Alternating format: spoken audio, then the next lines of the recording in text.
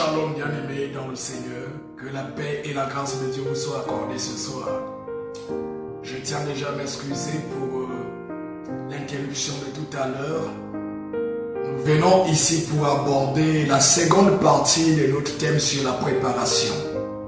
Je rends grâce à Dieu pour toi qui te connectes et pour toi qui suis ce message. Que Dieu t'aide non seulement à réaliser tes projets, mais aller au bout de ta vision. Bien-aimés, vous allez comprendre que la vie d'un homme est constituée de plusieurs étapes. Et il n'y a point de succès, comme je l'ai dit au premier message, sans une bonne préparation. C'est pourquoi, bien-aimés, la vie est faite de détails. Mais un détail peut changer le cours d'une vie. Vous allez vous rendre compte que la préparation, c'est voir le futur dans le présent. La préparation, c'est arriver avant de commencer la marche. La préparation, c'est achever un projet avant de l'avoir commencé. La préparation fait appel à la notion de l'organisation. La préparation fait appel à la sagesse. La préparation nous interpelle non seulement à triompher, mais aussi à respecter les consignes que nous nous sommes données à nous-mêmes. Parce qu'un homme qui se prépare est un homme qui a déjà parlé sur sa propre vie. Bien-aimé, pendant que tu te connectes et que tu partages ce message, que la grâce et la faveur de Dieu te localisent. Que l'Éternel te bénisse davantage. Écoutez-moi ce soir. La main de Dieu accompagne tout homme de vision.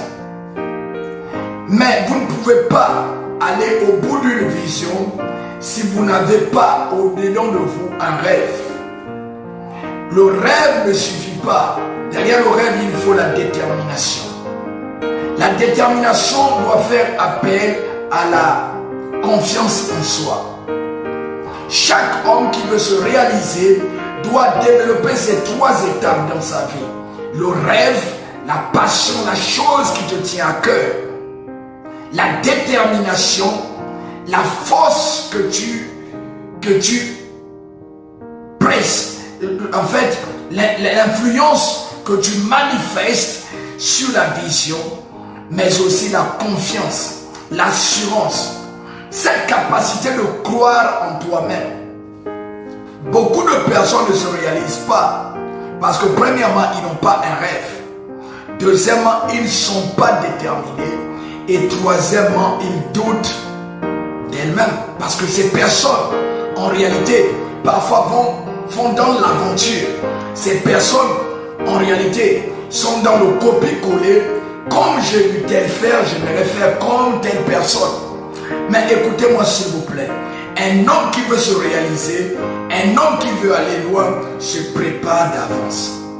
La préparation fait partie du cheminement de la vie d'un homme. Et le ciel est tellement organisé que le premier jour, la création du premier jour est différente de la création du troisième jour.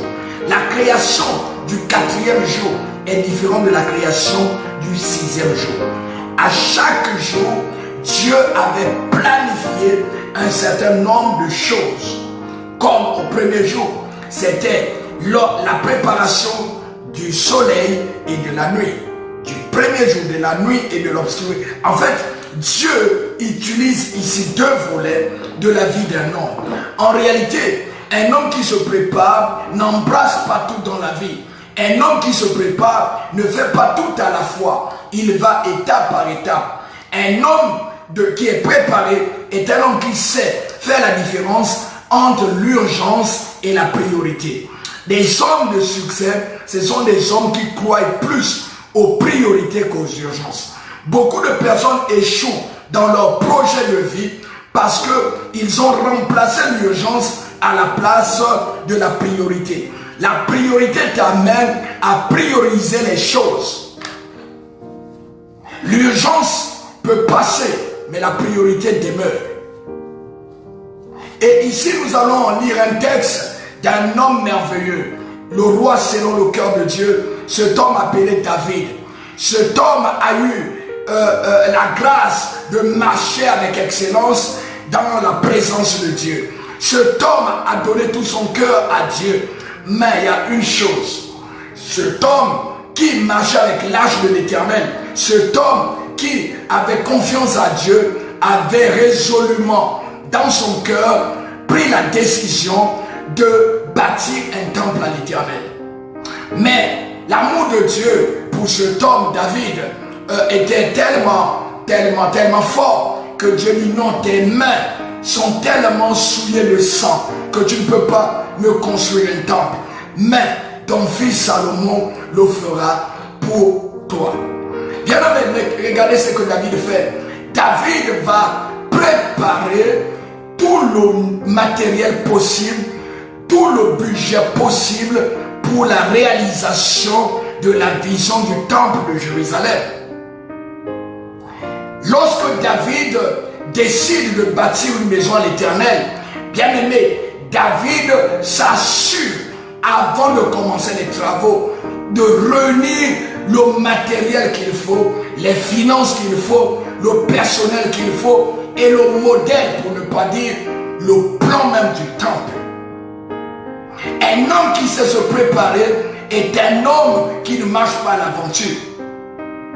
En lisant le texte de 1 Corinthiens, 1 Chronique 22 à partir du verset 14, la Bible nous dit ceci. Pendant que tu partages ce message, écoute ce que dit le Seigneur. C'est David qui parle par rapport à la construction du temple de Jérusalem. Voici par mes efforts, j'ai préparé pour la maison de l'Éternel 100 000 talents d'or, 1 million de talents d'argent et une quantité d'airain et de fer qui n'est pas possible de peser car il y en a en abondance. J'ai aussi préparé du bois et des pierres et tu en ajouteras encore. Quand David parle à Salomon pour lui remettre le plan du temple de Jérusalem, David lui donne aussi les coffres d'argent, les coffres d'or et aussi le matériel pour la réalisation du projet du temple. Bien aimé, avant que le temple ne soit matérialisé, le temple était déjà imaginé par l'esprit de David. Bien aimé, tout homme de préparation est un visionnaire. Avant de t'investir dans un projet, le projet a déjà pris corps dans ton esprit. Bien aimé, la préparation n'est pas d'abord physique, elle est d'abord spirituelle. Parce que le modèle est d'abord au fond de toi. Ça commence par un rêve. Et le rêve est propulsé par la détermination. Et le rêve est réalisé par la confiance en soi. C'est pourquoi, écoutez ici, David avait déjà tout préparé d'avance. David avait déjà préparé l'argent nécessaire, l'or nécessaire, le bois nécessaire. Et un peu plus loin, dans le même texte de 1 Chronique, vous allez comprendre que même des charpentiers, des hommes de l'art, des ingénieurs, des hommes aguerris dans les travaux, des maçons étaient même déjà identifiés. Le budget du temple était déjà planifié. Et quand Salomon, son fils, prend le relais, Salomon ne marche que sur le plan de préparation de son père David. Salomon n'invente rien. Salomon ne rectifie rien. Mais Salomon suit le modèle reçu par David. Bien-aimés, des hommes préparés, des hommes organisés marchent selon les détails. Comme je disais que la vie est une suite de détails, mais un détail peut déterminer, peut changer le cours de ta vie. Si tu es un homme de vision, attache-toi à ce que Dieu te dit. Note-le quelque part. Bien aimé, il y a beaucoup de pensées qui vont souffler dans ton cœur. La Bible est claire. Le cœur de l'homme a plusieurs projets, mais seuls les desseins de l'Éternel qui s'accomplissent. Selon Proverbe 16, verset 1er. En ce soir, bien-aimé dans le Seigneur, Dieu a un plan pour tout homme organisé. Lorsque tu vas organiser ta maison, aie un rêve. Que vois-tu de ton foyer? Quelle est l'image que tu as de ton futur mari, de ta future épouse? Comment voudrais-tu voir tes enfants? Quel genre de maison voudrais-tu bâtir pour tes enfants? Tout cela demande une bonne préparation. Bien-aimé, beaucoup de personnes sont comme exposées à l'échec parce qu'ils manquent de la sagesse. Parce qu'ils manquent de la sagesse. Écoutez ce que la Bible dit, bien-aimé dans le Seigneur. Au-delà même de la prière de Salomon, au-delà du relais de Salomon, parce que nous avons vu Salomon, l'un des rois les plus sages de sa génération, mais au-delà de la prière de Salomon, David a continué à intercéder en sa faveur. David a continué à prier pour lui. Écoutez ce que David dit.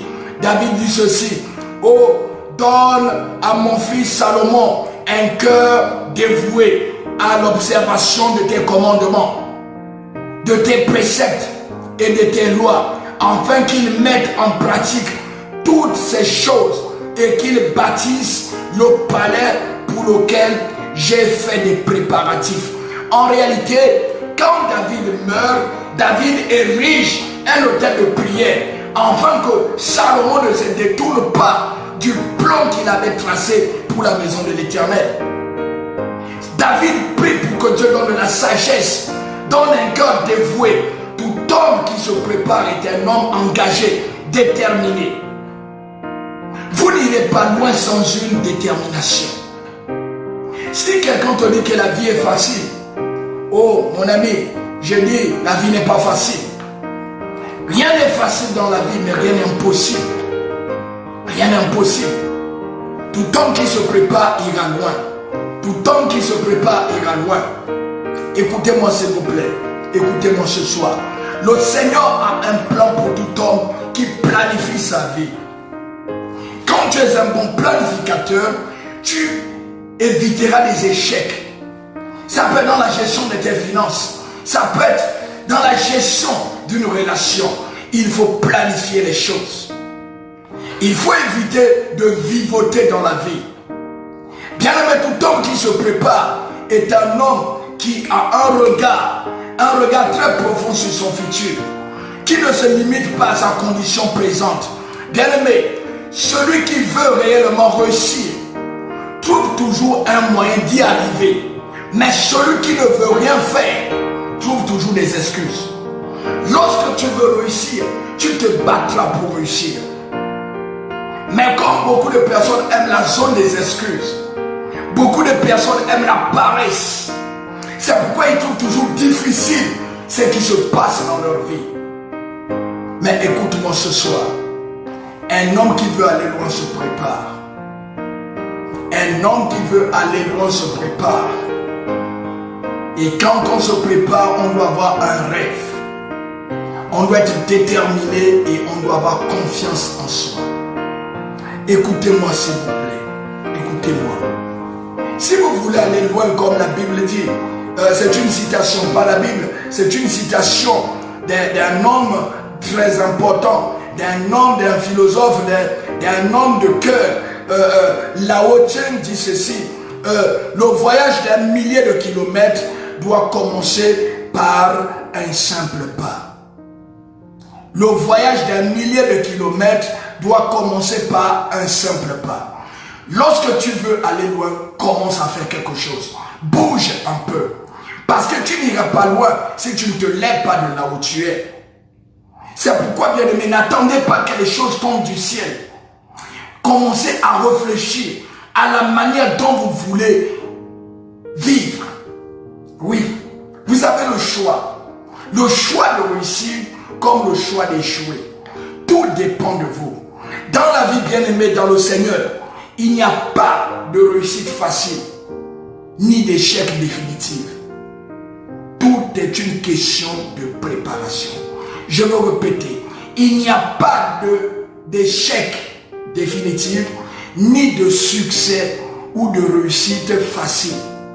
Si quelqu'un te dit que tout est facile dans la vie, il se moque de toi et il se moque de lui-même. C'est pourquoi David, en fin manager, commence à réunir le matériel. Qu'est-ce que nous avons constaté et qu'est-ce que nous constatons? Nous voyons aujourd'hui beaucoup d'éléphants blancs dans des nations africaines, dans nos pays. Nous voyons des maisons inachevées, oui, dans les quartiers. Oui, pourquoi? Parce que celui qui a commencé ce projet n'avait pas estimé la valeur de cette maison de 3 chambres ou de 4 chambres. Certaines personnes, pour une villa de 30 millions, vont s'aventurer avec 2 millions. Oui, bien-aimés dans le Seigneur. Il y a des gens qui ont des grands rêves avec une petite subsistance, une petite, je ne sais pas, une grande vision, mais pas la provision. Chacun pour se réaliser doit aller selon la politique de sa poche. Qu'est-ce que j'aimerais dire? J'aimerais dire à chacun de nous, vous n'irez pas plus loin que votre capacité de vous reproduire. Vous ne ferez pas d'exploit si vous n'avez pas la capacité de vous forcer à aller de l'avant. C'est pourquoi, écoutez-moi, la vie n'est pas une compétition. La vie n'est pas une convoitise. La vie n'est pas des simples désirs. La vie, c'est aussi des réalisations. Et chacun doit aller selon son potentiel. Dieu veut te voir réussir. Mais Dieu veut te voir réussir par la préparation. Ne te lève pas, soit dans un domaine d'imprécis, que ça soit sur le plan des affaires, que ça soit sur le plan spirituel, que ça soit sur le plan même social, à t'engager dans un projet, si et si seulement tu n'as pas regardé autour de toi. Qu'est-ce que tu as autour de toi? C'est pourquoi Dieu ne pouvait pas multiplier le pain et le poisson s'il n'y avait même pas un peu de pain ou de poisson. Vous verrez même le mystère. Dieu ne pouvait pas multiplier l'huile dans la maison de cette veuve si elle n'avait pas un peu d'huile. Dieu ne pouvait pas multiplier l'huile et la farine dans la maison de la veuve de Sarepta si elle n'avait pas un peu en elle. Tout ce que Dieu fait en toi est d'abord en toi. Tout ce que Dieu produit dans ta vie commence d'abord par toi. C'est pourquoi tu as besoin d'être préparé. Beaucoup aujourd'hui baissent dans la foi. Beaucoup aujourd'hui s'éloignent de Dieu parce que, en fait, ils ont reçu un évangile de facilité, un message de facilité. Beaucoup sont dans les églises parce qu'ils veulent se marier, parce qu'ils veulent travailler, parce qu'ils veulent, je ne sais pas, prospérer, avoir des enfants. Mais sur quelle préparation? La Bible est claire que le paresseux ne mange pas. Beaucoup pensent que venir à l'église, c'est aller au ciel. Mais bien aimé, écoutez-moi. L'église n'est pas le ciel. Mais le ciel se prépare à l'église. C'est pourquoi lorsque tu arrives, prépare-toi.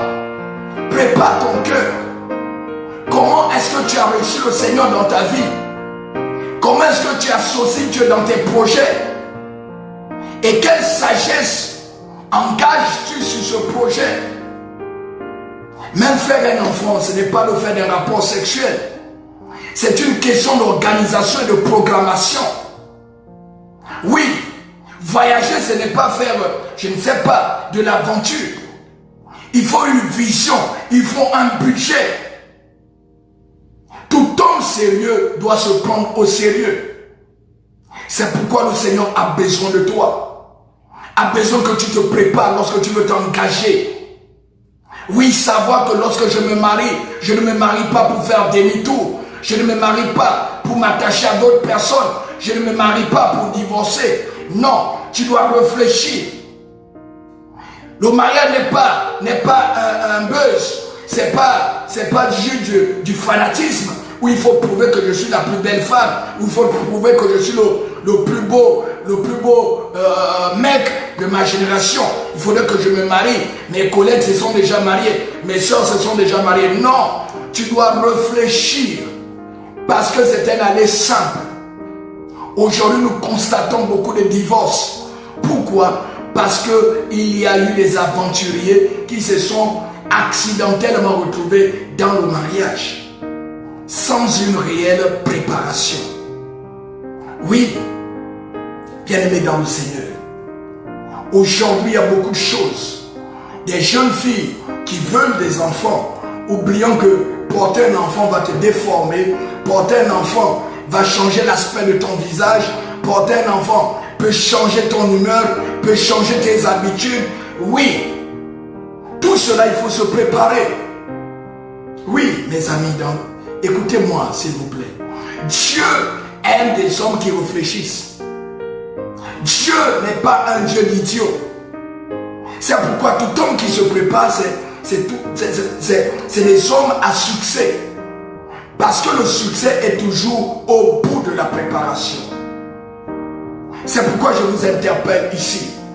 David a préparé Salomon pour la royauté. David a préparé l'or, l'argent, le bois, les hommes, les ingénieurs pour la construction du temple.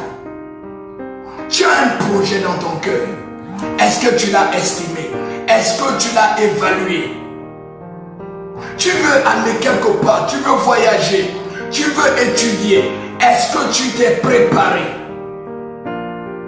Oui, bien-aimé. C'est pourquoi aujourd'hui beaucoup jettent l'éponge. Parce qu'ils ont cru que c'était facile au départ. Aujourd'hui beaucoup repartent dans le monde. Parce qu'ils ont cru que la vie en Christ était une vie facile. Parce que beaucoup refusent de se détacher, de renoncer à un certain style de vie. Écoutez-moi ce soir. Dieu a créé les choses en fonction des jours. Les 6 jours avant le 7e jour du repos avaient chacun sa création. L'homme ne pouvait pas être créé au premier jour. Écoutez-moi s'il vous plaît. Les arbres ne pouvaient pas être créés. La verdure ne pouvait pas être créée au 6e jour. Dieu avait planifié chaque chose. C'est pourquoi la Bible dit que chaque chose dans la vie a son temps. C'est une question de préparation. Et bien aimé, écoutez-moi. Je ne sais pas quel est le projet que tu as à cœur. Je ne sais pas ce que tu veux faire de ta vie. Mais essaie de réfléchir. Prends un calepin, prends des notes, essaie d'évaluer, essaie de regarder ce qui est faisable maintenant. Parce que nous, dans la préparation, nous avons des réalisations du court, moyen et long terme.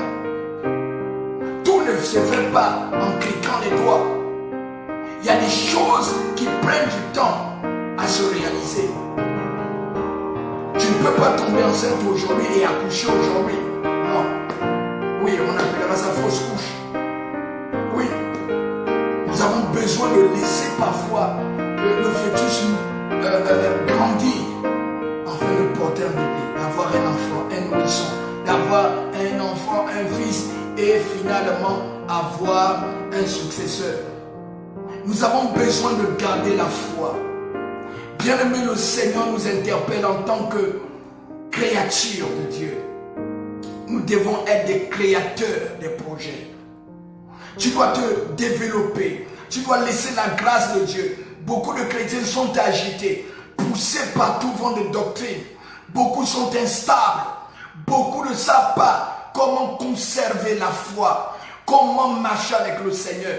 Parce qu'ils n'ont pas eu une bonne préparation en venant en Christ. Beaucoup qui ont commencé avec le feu, aujourd'hui, sont repartis dans le monde. Beaucoup qui étaient zélés, aujourd'hui se sont refroidis. Parce qu'au départ, ils n'étaient pas bien préparés. J'ai l'habitude de dire ceci. Que si tu as aimé quelque chose avant de l'avoir obtenu, et le jour que tu l'obtiens, tu ne l'aimes plus de la même manière, c'est que tu ne l'as jamais aimé. Beaucoup de personnes aiment Dieu lorsqu'ils sont dans les problèmes. Beaucoup de personnes ne se sont pas préparées à la rencontre de l'époux. Beaucoup opèrent dans la dimension des 5 vierges folles qui utilisent l'huile sans attendre l'époux. Parce qu'ils ne se préparent pas. Beaucoup sont surpris par les événements de la vie. sont comme, oh bien-aimés dans le Seigneur, comme parfois confus par rapport aux événements de la vie, parce qu'il n'y a aucune préparation. Et parfois vous allez entendre des gens perdre la foi, des gens reculer, parce qu'en fait ils ne pensaient pas. Certains vous diront même, pasteur, j'avais pas cru, je ne pensais pas que servir Dieu c'est comme ça. Oui, mais parce qu'on n'a pas eu une bonne préparation. Et écoutez-moi, le deuxième secret ici, c'est celui-ci. Parfois, Dieu t'amène à côté de quelqu'un pour te challenger, pour te motiver, pour t'orienter. Oui, lorsque tes idées ne sont pas très claires, Dieu est capable d'utiliser quelqu'un pour te canaliser. L'appel se faisait maintenant ressentir sur la vie de Samuel. Mais Samuel, dans le livre de 1 Samuel 1er, n'avait pas encore une bonne intimité avec Dieu. En réalité, il ne connaissait pas distinguer la voix de Dieu et de la voix d'Élie, son mentor. Il fallait qu'il se rapproche d'Élie pour que Élie lui dise que si tu entends prochainement la voix t'appeler, dis-moi voici Seigneur et parle. Parfois, lorsque tu ne connais pas faire certaines choses, Dieu va t'amener vers d'autres personnes pour te motiver. Il y a des connexions, il y a des personnes vers qui Dieu va t'amener pour t'aider à devenir un bon planificateur. Oui, nous ne pouvons pas tout obtenir dans la vie. Il y a certaines personnes qui ont une certaine expérience. Oui, il y a certaines personnes qui ont une certaine expertise. Oui, que ça soit sur le plan professionnel, que ça soit sur le plan spirituel, que ça soit sur le plan économique, dans le monde des affaires. Oui, il y a ceux qui t'ont dévancé. Parfois, Dieu te colle à ces personnes pour que tu apprennes les lois du succès. Bien-aimés, écoutez-moi ce soir. La vie tient à des détails. Mais un détail peut changer. Si tu veux aller loin dans la vie, mon ami, il faut commencer par faire le pas. Et le pas, c'est le pas de la préparation. Ce n'est pas une question de course, c'est une question de préparation. Un homme préparé va plus vite qu'un homme qui va vite. Je répète, un homme préparé va plus vite qu'un homme qui va vite. Parce que la préparation te dit où tu mets tes pieds. La précipitation parfois te fait sauter les étapes. Mais la préparation t'amène à opérer dans le détail. C'est pourquoi ce soir, attachez-vous au Seigneur. Attachez-vous réellement au Seigneur. Dieu est fidèle et l'amour de Dieu est au-dessus de nos pensées. Un homme qui aime le Seigneur doit se préparer pour la venue du Seigneur. Bien-aimé, j'ai envie de vous dire que le Seigneur revient et il revient bientôt. Est-ce que tu es préparé? Est-ce que tu as un temps d'intimité avec Dieu? Comme une femme à la nuit de noces attend l'époux. Est-ce que en tant qu'église du Seigneur, tu t'es préparé? Même quand nous devons aller à un rendez-vous, parfois nous nous habillons décemment. Lorsque nous allons à un entretien d'embauche, parfois nous portons une nouvelle tenue. Nous nous rasons. Oui, nous nous parfumons. Oui, parce que la préparation est un gage de succès. Oui, il ne faut jamais prendre les choses à la légère. Un homme sérieux se prépare dans tout ce qu'il fait. Ne banalisez pas votre vie. Parce que le succès de ta vie est dans la routine de tous les jours. C'est pourquoi si tu veux aller loin, commence à te préparer. Ne cherche pas à copier quelqu'un. Ne cherche pas à t'identifier à quelqu'un. Réfléchis à ce que tu as reçu de la part du Seigneur. Laisse Dieu te guider afin que ta préparation t'amène au succès. Parce que sans préparation, il n'y a point de succès. Qu'est-ce que tu veux obtenir dans la vie? La réponse, comment tu t'es préparé? Qu'est-ce que tu veux faire de ta vie? Aujourd'hui, je vois des gens qui vivent à 100 à l'heure, qui n'ont pas un futur. Je vois aujourd'hui des travailleurs qui travaillent même sans penser qu'un jour ils iront à la retraite. C'est parfois à quelques mois, à une année de la retraite, c'est là où il veut construire une maison pour sa femme et ses enfants. J'ai vu beaucoup de femmes qui ont bousillé leur jeunesse par la prostitution, bousillé leur beauté en se livrant à n'importe qui. Et parfois quand ils sont dans la cinquantaine, c'est là où elles cherchent un foyer sans préparation. Bien-aimé, peut-être tu as tellement avorté au point où tu es incapable de concevoir maintenant.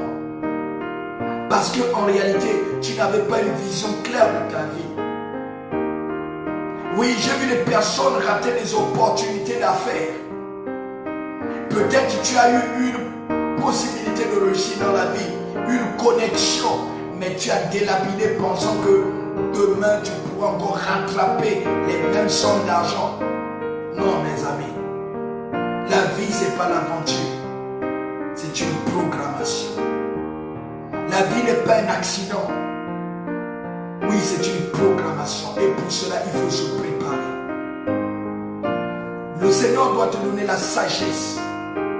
Lorsque tu as de l'argent, ce n'est pas le montant, ce n'est pas la somme qui est importante, mais c'est la vision que tu as face à cet argent.